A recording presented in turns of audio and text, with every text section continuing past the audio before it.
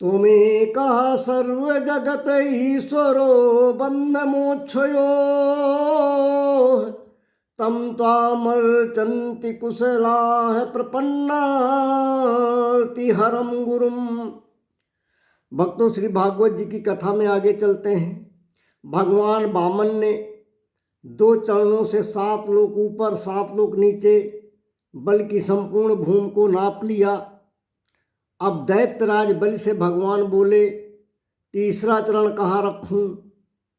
तुमने 3 चरण भूमि दान देने को कहा है।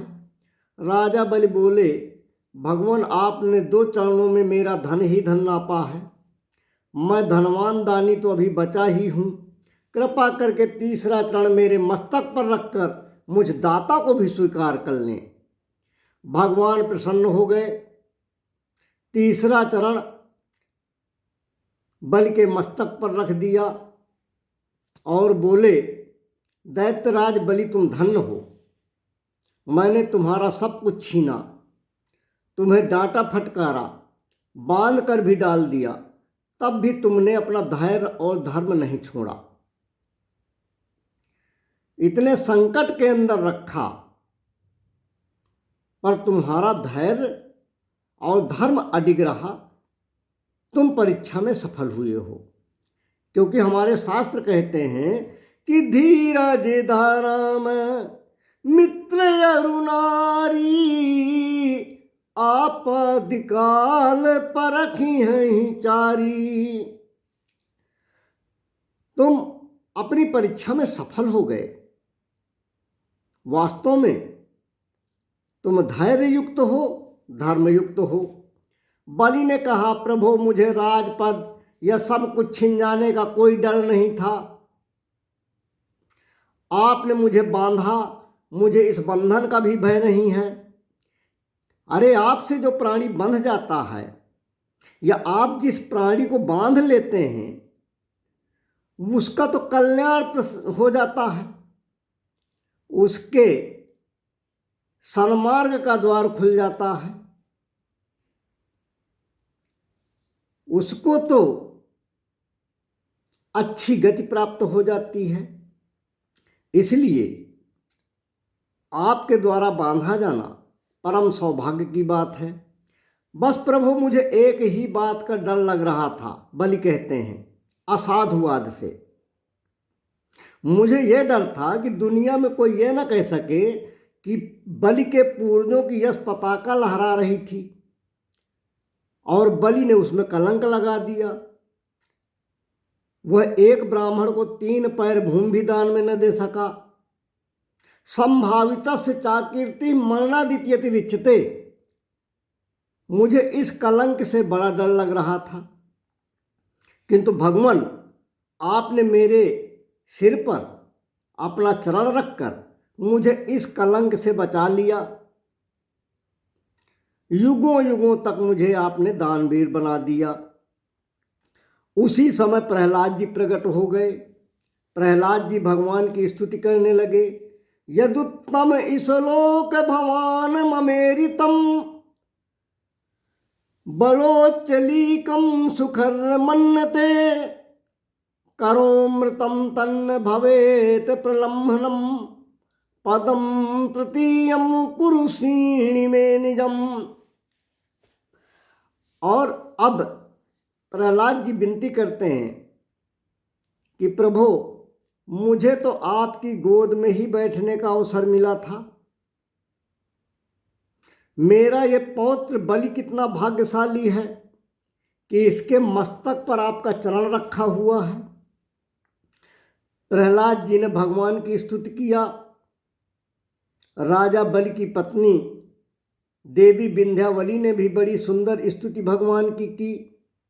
नेमं विरिंचो लभते प्रसादम नाश्रीन सर्वः किमुता परेते यन्नो सुराणामसि दुर्गपालो विश्वाभिबंदे रईबंदितांघ्र।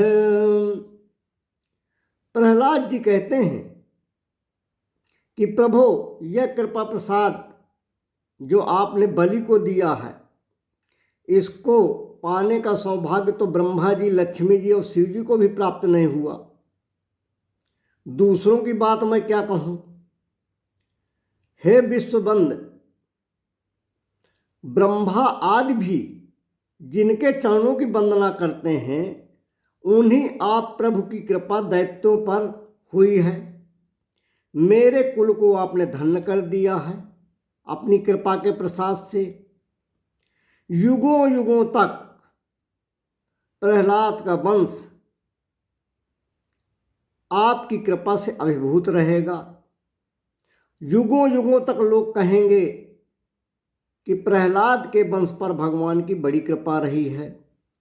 इस प्रकार से भगवान की बड़ी विनती की प्रहलाद जी ने और बलि की पत्नी विंध्यावली ने। आइए हम भी एक भजन गुनगुना लेते हैं।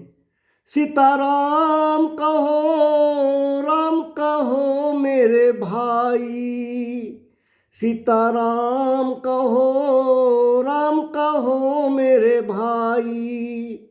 गणपति शारद हनुमत नारद शंभु भवानी माई। गणपति शारद हनुमत नारद शंभु भवानी माई। तुलसी सूर कबीर सभी ने नाम की महिमा गाई। सीताराम कहो, राम कहो मेरे भाई।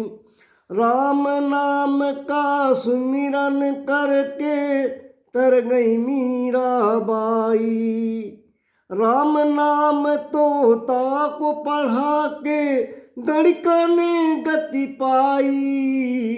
सीताराम कहो, राम कहो मेरे भाई। राम नाम से निर्मल हो मन, राम नाम सुखदाई। नाम जपत मंगल दिशि दसहूँ, मानस की चौपाई। सीताराम कहो, राम कहो मेरे भाई। सीताराम कहो, राम कहो मेरे भाई।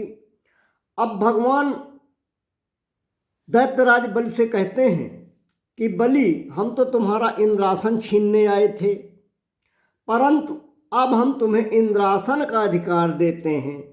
अब तुम 100 यज्ञ कर चुके हो, तो शतकृत की पदवी तुम्हें प्राप्त हो चुकी है।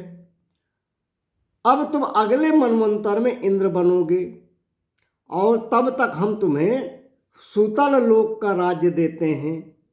वहाँ जाकर राज्य करो। स्वर्ग के समान ऐश्वर्य सुतल लोक में भी है। और भी तुम्हें कुछ मांगने की इच्छा हो तो मांग लो।